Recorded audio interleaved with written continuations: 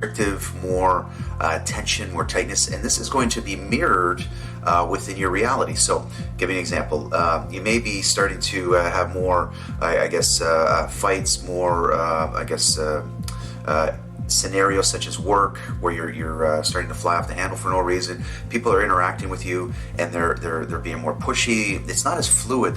It just seems to be that you're just constantly having this bad day, or this bad week, or this bad month, or this bad year. So if this is constantly happening, it's a cycle, and it's also a mirror from your higher self. Say, listen, you need to change this, and I can't physically move you. So what I'm going to do for you as your higher self is that, because you're down there playing on the game board, I'm going to have to put some restrictions and some more blocks in front of you for you to make a choice. So, you may want to get a piece of paper out and start to look at areas within your life that you're seeing and feeling resistance, because the higher self, when you're in flow or when you're on purpose, then you're in line, and you'll start to see it becomes more, there's more fluidity within your experience. So with the ascension symptoms within the body, that's the only reason you would be taking any of these supplements. Water is very key, so changing up your water, having distilled water, intaking some mega hydrate as well within the water, so you have that absorption rate,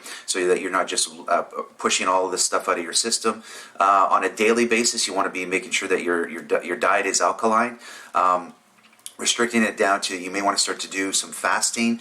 Intermediate fasting is really good to start off, where a lot of bodybuilders, personal trainers will recommend this, where you're not eating for at least 12 to 15 hours, and then you have one big meal, and then you start that all over again. So your body starts to get accustomed to it. You don't want to be doing too much too soon, too fast, because you may place yourself into a healing crisis, and that's not something that you want to be doing. So doing a fast would be great. Starting off with a detox, starting to detox specific areas within the different organs and so on.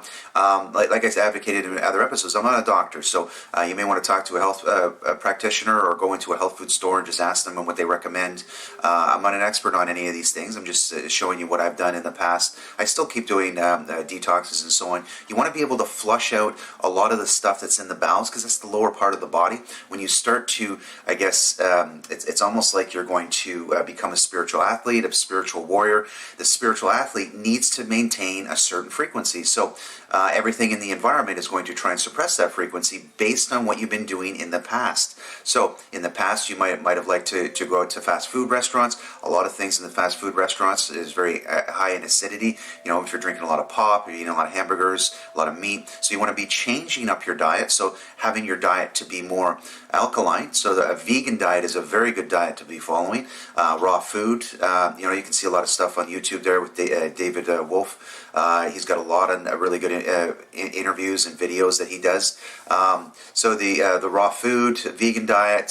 So maintaining the water on a daily basis. You want to be able to flush out a lot of this stuff out of your system. You may even want to do a colon cleanse or a hydroconic, where you're flushing a lot of that stuff out of your bowels. And when you do that, you may start to feel lighter as well, because a lot of that's dense energy, that's old energy, old meat. Like there's a lot of stuff that's stuck in those bowels, so you want to be able to get that out of your system so that your frequency isn't pinging off. Now, even with the body, a lot of it has candida inside of it as well.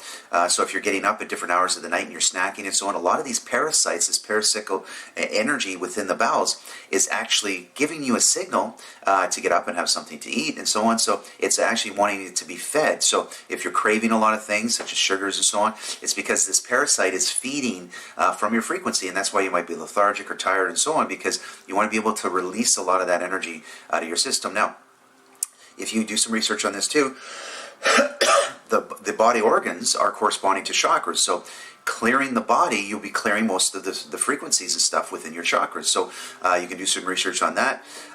So the supplements, just the main supplements that you want to be taking, you may want to be getting a greens plus type of scenario, barley greens, because the vegetables that we're eating are very depleted from all of the minerals in the soil and so on. You also may want to be getting some Ormus material, some Ethereum supplements such as Ormus Gold, Ormus Black.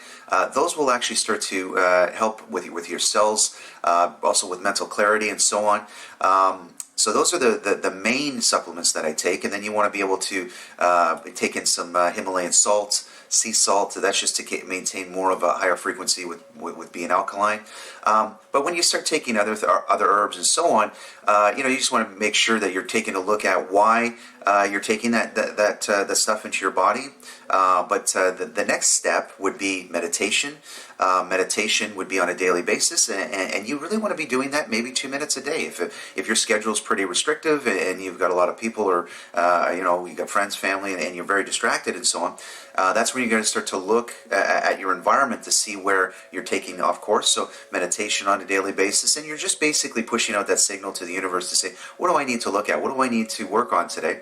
And they'll place that in front of you, and then you'll need to be doing some shifting and adjustments there. And you're just basically toggling back and forth. You're just tweaking until you start to move into that higher frequency. Now, you'll know that you're in that higher frequency because a lot of things will start to become more apparent. You may start to see beyond the veil. You'll start to see the other frequencies. It's like you're tuning because those frequencies are in a higher vibration. So because you're raising to that vibration, you'll now start to see, you may start to see spirit, you may start to feel spirit, you may start to get little wisps on your face and be like, what is that? Or a lot of times people experience like a web type of scenario where almost like when you walk through a spider web, but it's a frequency that you're touching or feeling. A lot of other symptoms are the ears starting to ring a little bit, where you'll get that higher pitch. So that's also the higher self, or their guides that are trying to tune to you as well. So your internal dialogue will probably slow down, and you may even start to get internal dialogue that will be, wow, that's not actually, that's not my voice. That's I'm hearing something else. I can feel somebody around that person, and they're showing me such and such. I've been actually in scenarios where I'm on the highway where I'm just driving, and that where the traffic is stopped, and I can feel within that area of the highway that there was an accident there, and I can actually recall the cars spinning and people moving this way and that way. So you'll start to be more sensitive to the environment. So because you're not as dense, you become more sensitive to the frequencies that are around you. So you'll start to interact now. Instead of just interacting with 10% of the reality, you'll now start interacting with the 90%. Now, if you don't want to be going down that road too, when I do some high-level meditations and I'm out for 2-3 hours, to come back into this frequency, sometimes I'm just way out there. I want to be able to come back. I'll eat something dense, so you can have a lot of shamans used to eat raw cacao, raw chocolate, just to bring the frequency back into that lower first chakra, so that you are anchored, so that you are grounded. You don't want to be walking around flighty and so on. I've done conferences and so on where the energy was so amped up, and I had interacted with some different people, and there was so much high frequency in the room, and the conference was over, and I was getting into my car, and I couldn't find my keys. I couldn't find my parking pass.